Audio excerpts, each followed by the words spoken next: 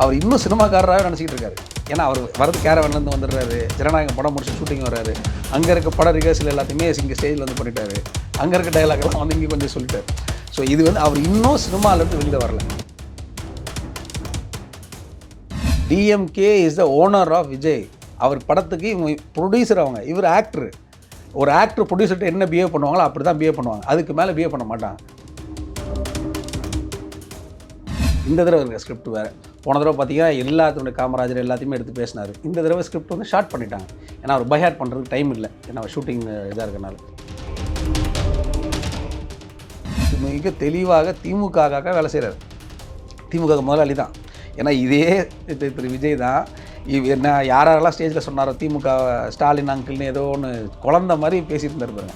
இதே திரு முக ஸ்டாலின் அவர்கள் தான் இப்படிப்பட்ட சிறந்த நபரே கிடையாது. ஒரு தூய்மையாக இருக்கணும், ஒரு பயம் இருக்கணும். யாரை நம்ம எது வேணாலும் பண்ணிக்கலாம், யார்கிட்ட வேணாலும் பதில் சொல்லிக்கலாம், எவ்வளோ வேணாலும் ஊழல் பண்ணிக்கலாம் அப்படின்ற அந்த ஒரு தைரியம் இருக்கக்கூடாதுன்றது அந்த சட்டம் கொண்டு வந்துருக்கு.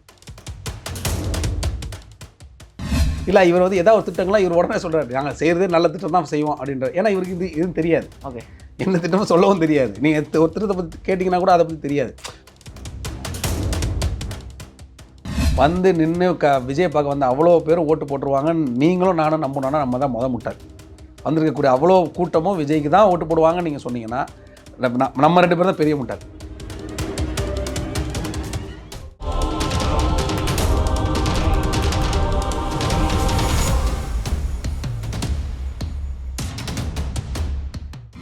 எல்லோ பெஞ்ச் நேயர்களுக்கு வணக்கம். இன்னைக்கு நம்ம கூட பாஜகவை சேர்ந்த ஜான்சன் சார் இருக்காரு. அவர்கிட்ட கேட்க நிறைய கேள்விகள் இருக்கு, வாங்க கேட்போம். வணக்கம் சார். வணக்கம் சார். தமிழ்நாட்டு அரசியல் வந்து 2026 தயாராகிட்டு இருக்கு.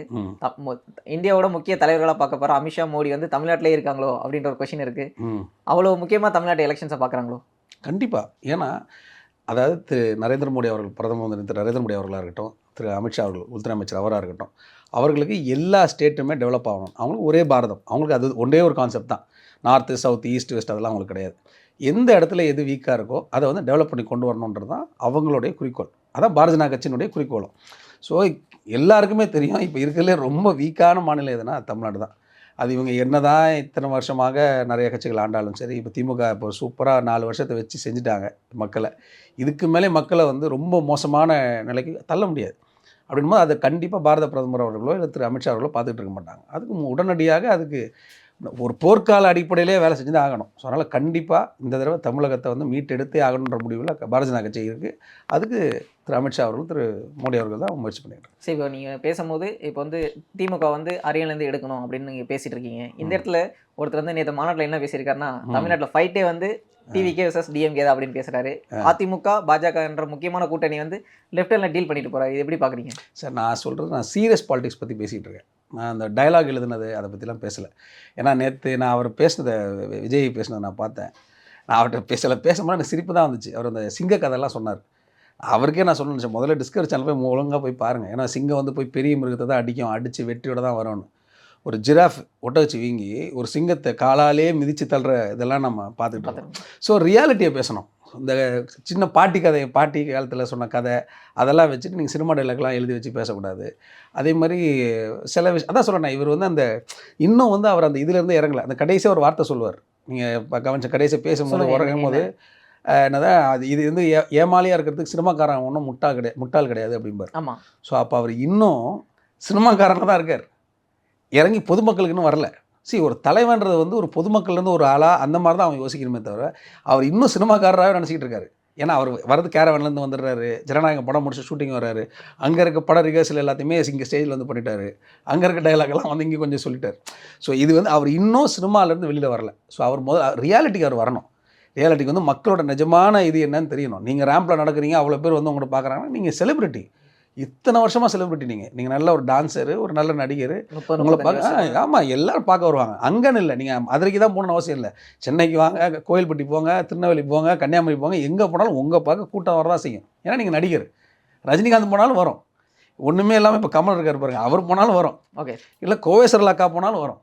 ஸோ நடிகர்களுக்கு உண்டான விஷயம் அது இருக்க தான் செய்யும், அதில் என்றைக்குமே இல்லை. ஆனால் நடிகர் வந்து உடனே நம்ம ஹீரோயிசமுக்கு இருக்கோம், நம்ம அதை வந்து ஒரு நாட்டை ஆண்டலாம் அப்படின்றது ஒரு சாதாரண விஷயம் கிடையாது. அவர்கள் கண்டிப்பாக அதை நிறைய தெரிஞ்சுக்கணும். அது இன்னும் அவருக்கு வந்து புரியலன்னு தான் நினைக்கிறேன். சார் ஒரு இன்னொரு விமர்சனம், முக்கியமான விமர்சனம் வைக்கிறார். என்னன்னா, பாஜக கிட்ட வந்து அதிமுக அடிமையா இருக்கு அப்படின்ற மாதிரி ஒரு விமர்சனம் வைக்கிறாரு. ம். இது வந்து நம்ம எப்படி எடுத்துக்கிறது? அவர் வந்து நான் வந்து எனக்கு வந்து அதிமுக கூட்டணிக்கு வருவாங்கன்னு எதிர்பார்த்துட்டு இருந்தாங்க. அதனால வரலாற்றுனால இந்த விமர்சனம் வைக்கிறாரோ? சார் அதாவது ஒரே விஷயம் சார். என்றைக்குமே ஒரு இது தேர்தல் நடக்கும்போது, ஒரு கூட்டணின்னு வரும்பொழுது, கூட்டணி எப்படி அமையும்ன்றத நிஜமாலே சீரியஸா அரசியல் பண்ணுறவங்க மட்டும் தான் தெரியும். இவங்க வந்து எப்படின்னா, சும்மா ஒரு டக்குன்னு ஒரு செலிபிரிட்டி வச்சுட்டு எங்கிட்ட எல்லாரும் வந்துருவாங்கன்னு நினச்சி நின்னதும், வரலன்னோன்னா உடனே அதை எதிர்த்து பேசுறதும். அது வந்து ரொம்ப தவறான ஒரு விஷயம் அது. ஓகே. இப்போ அதிமுக அடிமையா இருக்க வேண்டிய அவசியம் கிடையாது. பாரதிய ஜனதா கட்சியும் வந்து அதிமுக அடிமையா இருக்கணும்னு அவசியம் இல்ல. ஒரு நல்ல விஷயத்துக்காக 2 அணிகள் சேருது. ஆமா. நல்ல விஷயம்னா என்ன? திமுகன்ற ஒரு தீய சக்தியை அகற்றுறதுக்காக 2 அணியும் சேருது. ஸோ அப்படி தான் பார்க்கணும். இதில் வந்து 2 பேருக்குமே கொள்கை ரீதியாக ஒரே விஷயம் தான். நாட்டினுடைய முக்கியத்துவம் தான். இந்த நாடு நல்லா இருக்கணும், தமிழ்நாட்டு மக்கள் நல்லா இருக்கணும். ஸோ இந்த 2 கொள்கை கரெக்டாக இருக்கிற கட்சிகள்லாம் சேர்ந்தே தவிர இதில் அடிமைப்படுத்துறதுக்கு ஒன்றுமே கிடையாது. திரு எடப்பாடி அண்ணனும் சரி, எங்களுடைய நயனா நாகேந்திரன் அண்ணனும் சரி, இன்றைக்கி வரைக்கும் எங்கே ஒரு கசப்பான அனுபவம் எதுவும் இல்லை. அவங்களும் கட்சியை விட்டு தண்ணி பேசுறதில்ல, நாங்களும் அந்த கட்சியை விட்டு பேசுறதில்ல. ஏன்னா திரு அமித்ஷா அவர்கள் சொன்ன மாதிரி கூட்டணியில் ரொம்ப தெளிவாக போய்கிட்டு இருக்கு. இதெல்லாம் எப்படின்னா சும்மா கொஞ்சம் கொஞ்சம் ஸ்டண்ட்டு. இப்போவும் நான் சொல்கிறேன், அவர் வந்து மிக தெளிவாக திமுகவுக்காக வேலை செய்கிறார். திமுக முதலாளி தான். ஏன்னா இதே திரு விஜய் தான் என்ன யாரெல்லாம் ஸ்டேஜில் சொன்னாரோ திமுக ஸ்டாலின் அங்கிள்னு ஏதோ ஒன்று குழந்த மாதிரி பேசிட்டு இருந்தார் பாருங்க.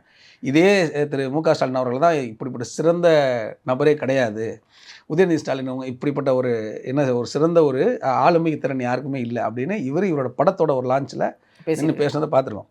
ஸோ அவர் அதான் சொல்கிறேன், உங்களுக்கு தேவை என்றால் நீங்கள் எல்லாத்தையும் சேர்த்து கொஞ்சிப்பீங்க, உங்களுக்கு இல்லைன்னா உடனே இவர் சொல்கிறாரு நீட்டு தேர்வுனால நிறைய பிள்ளைங்க இறந்துச்சுன்னு. சிகரெட் குடித்து ஸ்கூல் பசங்கள்லேருந்து லட்சக்கணக்கான கோடிக்கணக்கான இளைஞர்கள் இறந்துக்கிட்டு இருக்காங்க. இவர் சிகரெட் பிடிக்கிறத விட்டார் நம்மள படத்தில் இல்லை. இவர் அதை செய்யணும்.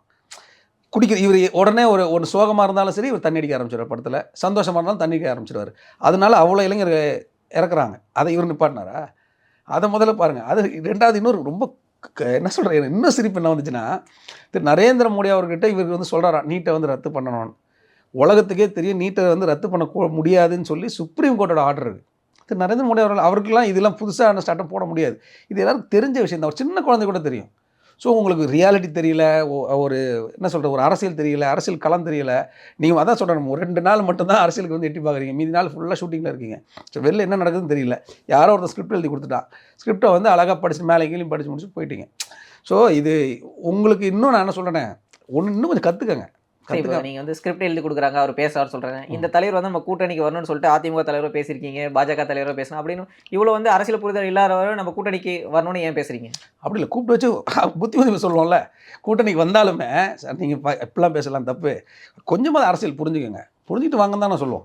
அவர்கிட்ட ஒரு ஓட் பேங்க் இருக்கு, அது நம்ம கூட்டணிக்கு வந்தா திமுக வந்து அரியணையில எடுக்கிறது ஓட் பேங்க் இருக்குன்றது உண்மைதான். ஆனால் அது எந்த அளவு ஓட் பேங்க், நீங்கள் வந்து நின்று விஜய் பார்க்க வந்து அவ்வளோ பேரும் ஓட்டு போட்டுருவாங்கன்னு நீங்களும் நானும் நம்பணுன்னா நம்ம தான் முட்டாள்.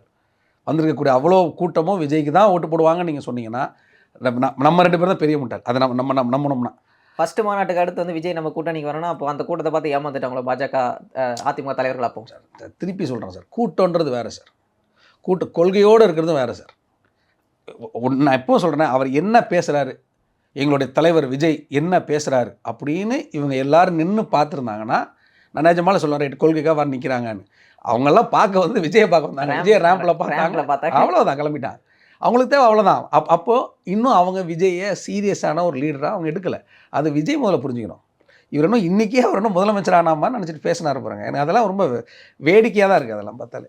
சரி, இப்போது முக்கியமான விஷயம் என்னென்னா, இப்போ நம்ம ஒரு மாநாடு நடத்த போகிறோம். அந்த இடத்துல வந்து இதுக்கு முன்னாடி நம்ம சமூகத்தில் என்னென்ன பிரச்சனை இருக்குது, நம்ம வந்து எதிர்கட்சி ஒரு ஆளுங்கட்சி எதிர்த்து அரசியல் பண்ண போகிறோம், இப்போ வந்து அதுக்கு முன்னாடி மாநாடு போட போகிறோம். அப்படின்னும் போது சமூகத்தில் என்னென்ன பிரச்சனை நடந்திருக்கு, இப்போ வந்து தூய்மை பணியாளர்கள் பிரச்சனை நடந்திருக்கு, கவினுடைய ஆணவ கொலை நடந்திருக்கு, இப்போ வந்து கஸ்டோடியல் நடந்திருக்கு. இந்த விஷயத்தை அவர் ஏன் பேச மாட்டிருக்காரு மேலே? சார் நான் தான் சொல்கிறேன் சார், உங்களுக்கு ஃபண்டிங்கே டிஎம்கேலேருந்து தான் வருது, டிஎம்கேல தான் ஃபண்டிங் வருது. ஏன்னா படத்துக்கு ஃபண்டிங் உங்களுக்கு சார் அவர் ஒன்றும் தெரிஞ்சுங்க, நான் எழுதி சொல்கிறேன், எழுதி கொடுக்குறேன். It is unwritten rule. DMK is the owner of Vijay. அவர் படத்துக்கு இவங்க ப்ரொடியூசர், அவங்க இவர் ஆக்டர். ஒரு ஆக்டர் ப்ரொடியூசர்கிட்ட என்ன பிஹேவ் பண்ணுவாங்களோ அப்படி தான் பிஹேவ் பண்ணுவாங்க, அதுக்கு மேலே பிஹேவ் பண்ண மாட்டாங்க. எனக்கு இந்த இடத்துல ஒரு கொஸ்டின் இருக்குது சார். சொல்லுங்கள். இப்போ வந்து டிஎம்கே தான் அவருடைய ஸ்பான்சர் சொல்கிறீங்க, இது வந்து ரொம்ப லேட்டாக புரிஞ்சிருக்காங்களோ அதிமுக பாஜக? அப்படிலாம் கிடையாது சார். அதான் ஒரே விஷயம் சார், நீங்கள் வந்து ஒரு பணத்துக்காகவோ இல்லை சார் இப்போ நம்ம கூட்டணிக்கு வருவார்னு எதிர்பார்த்தோம், அந்த கூட்டணி நம்ம கூட்டணிக்கு வரல அப்படின்னு ஒரு முடிவை வந்த பின்னாடி மறுபடியும் விஜய் வந்து பி டீம்னு பேச ஆரம்பிச்சிட்டோமா? சார் அதாவது ஒரு நகர்வு போக போக தான் ஒவ்வொருத்தரோட ஆக்டிவிட்டி என்னன்னு தெரியும் சார். இப்போது ஒரு நல்ல விஷயம் நடக்கிறதுக்காக இப்போ எனக்கும் உங்களுக்கும் மனஸ்தாபம் என்னதான் இருந்தாலும் ஒரு நல்ல விஷயம் நடக்கணும்னா அதுக்கு நம்ம 2 பேரும் பேசுன்னு இல்லைங்க அந்த நல்ல விஷயத்தையாவது முடிப்போம். நம்மளுடைய மனஸ்தாபங்கள் வந்து அப்புறம் ஒதுக்கி வைப்போம். மக்களுக்காக நம்ம சேர்ந்து செய்வோம்னு இருக்கணும். ஆனால் அப்படி இல்லை, நகர்வுகள் அப்படி போகலை, நீங்கள் உங்கள் சுயநலத்தில் இருக்கீங்க அப்படின்னு இருந்துச்சுன்னா அப்போ அதுக்கான விஷயங்களை நாங்களும் அப்போ வேலைக்கு போய் தான் ஆகணும். அப்புறம் ரைட் ஓகே, நீங்கள் உங்கள் சுயநலத்தில் இருங்க, மக்களோட நலத்தை நாங்கள் பார்த்துக்குறோம். ஸோ அந்த மாதிரி தான் நாங்கள் மூவ் பண்ணுறோம். ஸோ அவர் இன்னும் சுயநலமாக அவர் தனியாக நின்று அவர் தனியாக ஜெயிச்சு அவருக்கும் தனியாக நாடு எடுத்து தனியாக முதலமைச்சர் ஆகிப்பாரா என்னன்னு தெரியல. சரி, இப்போ வந்து பார்லிமெண்ட்டில் வந்து அமைச்சர்கள், முதலமைச்சர்கள், பிரதமர்கள் வந்து 30 நாள் வந்து ஏதோ ஒரு கேஸில் வந்து 5 வருடத்துக்கு மேலே இருக்கிற கேஸில் வந்து 30 நாள் ஜெயிலில் இருந்தாங்கன்னா அவங்களுடைய பதவிகள் பறிக்கப்படும் அப்படின்னு சொல்லிட்டு ஒரு சட்டத்தை எடுத்துகிட்டு வந்திருக்காங்க. இதை வந்து ராகுல் காந்தியோ இல்லை ஸ்டாலினோ என்ன சொல்கிறாங்கன்னா இது ஒரு கருப்பு சட்டம் அப்படின்னு சொல்கிறாங்க, ஜனநாயகத்துக்கு எதிரான சட்டம் அப்படின்னு பேசுகிறாங்க. எப்படி எடுத்துக்கிறது? ஜனங்களுக்கு எதிரான சட்டம், ஜனநாயகத்துக்கு எதிரான, ஜனநாயகத்துக்கு எதிராவா? ஜனநாயகத்துக்கு எதிரானா எனக்கு தெரியல. அது வந்து இவங்களுக்கு வேணால் அதாவது குற்றமுள்ள நெஞ்சு குறுகுறுக்குன்ற மாதிரி எல்லா இந்த சட்டம் வந்து பொதுவாக தானே போட்டிருக்காங்க. அவங்க வந்து வெறும் முதலமைச்சர், வெறும் அமைச்சர்கள், தமிழ்நாடு அமைச்சர்கள்னு போட்டிருக்காங்களா இல்லையா? ஃபஸ்ட்டே பிரதமர் தானே போட்டாங்க, கரெக்டுங்களா? பிரைம் மினிஸ்டர் போட்டு பிரைம் மினிஸ்டர்லேருந்து போட்டாங்க. பிரைம் மினிஸ்டராக இருக்கட்டும், சென்ட்ரல் மினிஸ்டராக இருக்கட்டும், யாராக இருக்கட்டும், யாருக்காவது இந்த மாதிரி ஒரு கேஸ் இருந்தால் 30 நாள் நீங்கள் விசாரணையிலே இது இருந்தாலே உங்கள் பதவி போயிடும்னு இருக்கும். ஏன்னா இல்லைனா நீங்கள் தான் பண்ணுறீங்களே, 3 மாதம் 4 மாதம் கூட ஒருத்தர் உள்ளே இருக்கார், வெளில வரும்போது மினிஸ்டராக வராரு, உள்ளே இருக்க எல்லா சலுகைகளும் கொடுக்குறது யார் வரி பணத்தில்? இப்படி அஜித் பவாருக்கு பாஜக கொடுத்தாங்க. எப்படி அஜித் பவார் என்னன்னு கொடுத்தாங்க? அஜித் பவார் எவ்வளோ கோடி கணக்கில் வந்து ஊழல் பண்ணாருன்னு சொல்லிட்டு பேசுறதே பாஜக தான் இப்போ கூட்டணியில் வச்சிருக்காங்க. இப்போ அதே தாங்க, இப்போ அதே கேஸில் இப்போ அவரும் உங்களுக்கு பிரச்சனை ஆனாலும் சட்டம் எல்லாத்துக்கும் ஒன்று தானே, எல்லாத்துக்கும் ஒன்றா கொண்டு வந்துட்டாங்களா? எது கொண்டு வராங்க? கூட்டணி கட்சிகள் யார் வந்தாலும் சரி, யார் பாரதிய ஜனதா கட்சியில் வந்தாலும் சரி, இல்லை இருக்கக்கூடிய ஆட்சியில் இருக்கக்கூடிய எல்லாருமே ஒரு தூய்மையான ஒரு பயமாத இருக்கலாம்.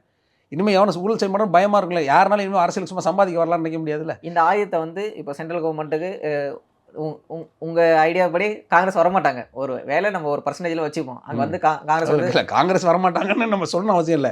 ஏன்னா அங்கே மிக மிக முக்கியமான தலைவர் ராகுல் காந்தி இருக்கார். அவர் இருக்கிற வரைக்கும், சோனியா காந்தி இருக்கிற வரைக்கும், அதாவது அந்த பிரிட்டிஷ் ஆதிக்கம், நாங்களாம் பிரிட்டிஷ்காரங்க, நாங்கள் மைண்டில் ஒரு இது இருக்கு பாருங்க, அது இருக்கிற வரைக்கும் காங்கிரஸ் ஜென்மத்தில் ஒரு விஷயத்துக்காக அங்கே வந்துட்டாங்கன்னு வச்சுக்கலாம். இதே சட்டத்தை வந்து அவங்க வந்து எதிர்கட்சிகள் இருக்கிற ஒரு ஸ்டேட்டில் யூஸ் பண்ணாங்கன்னா நம்ம இந்த சட்டத்தை வந்து தப்பாக யூஸ் பண்ணுவாங்க, சான்ஸ் இருக்குல்ல சார்? அப்படி கிடையாது. அதாவது அவங்க இப்போ இடி ரைடு போறாங்க.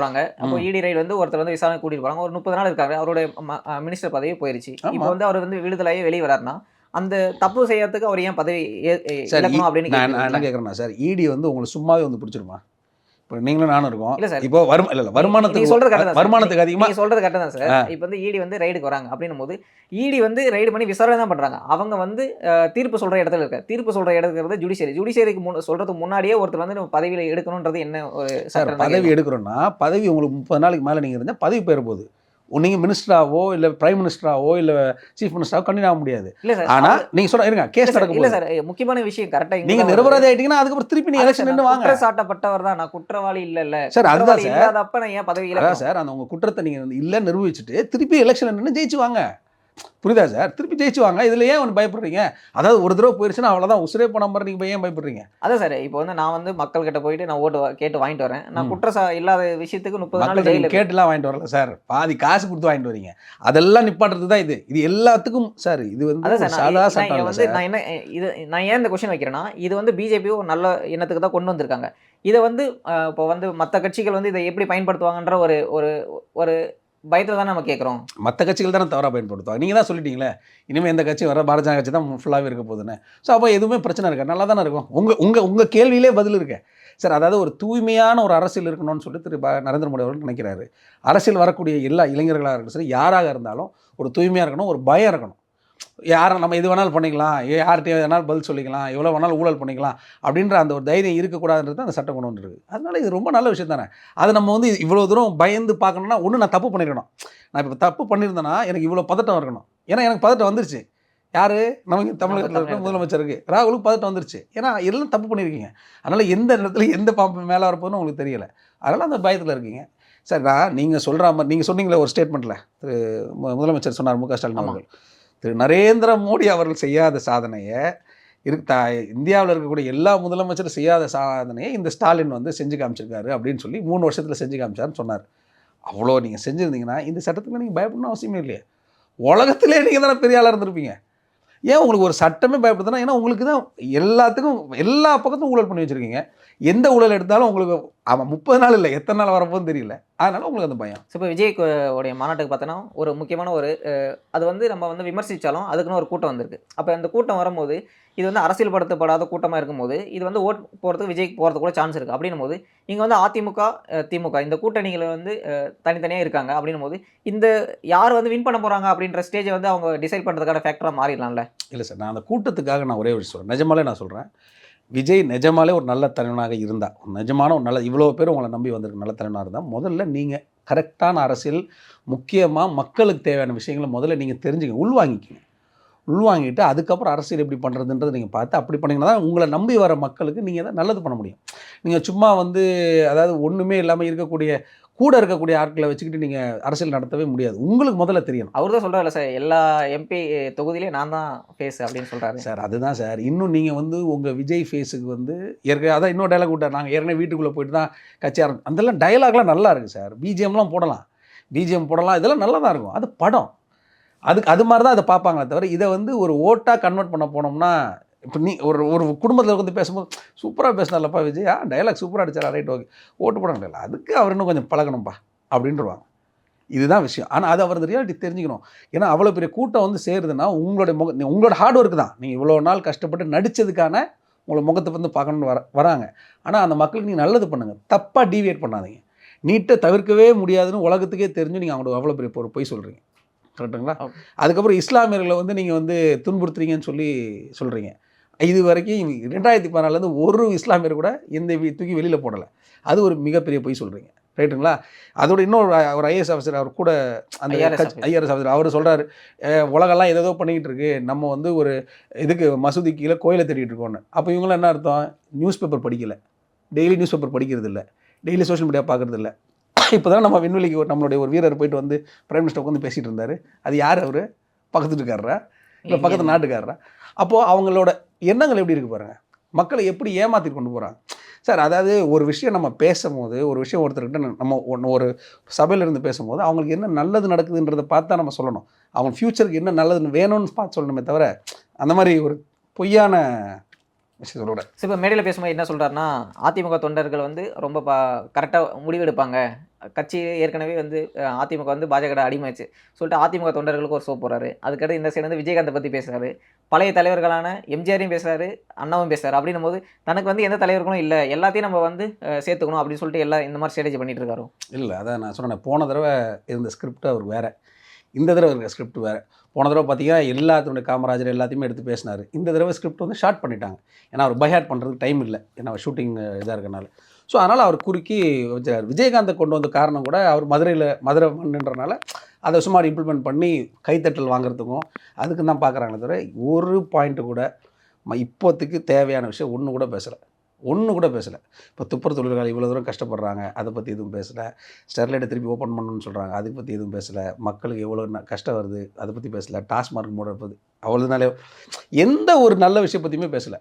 இல்லை இவர் வந்து ஏதாவது ஒரு திட்டங்கள்லாம் இவர் உடனே சொல்கிறாரு, நாங்கள் செய்கிறதே நல்ல திட்டம் தான் செய்வோம் அப்படின்ற. ஏன்னா இவருக்கு இதுவும் தெரியாது, ஓகே, எந்த திட்டமும் சொல்லவும் தெரியாது. நீங்கள் ஒரு திட்டத்தை பற்றி கேட்டிங்கன்னா கூட அதை பற்றி தெரியாது. பொதுவாக சொல்லி விட்டுட்டு போயிடுறாரு.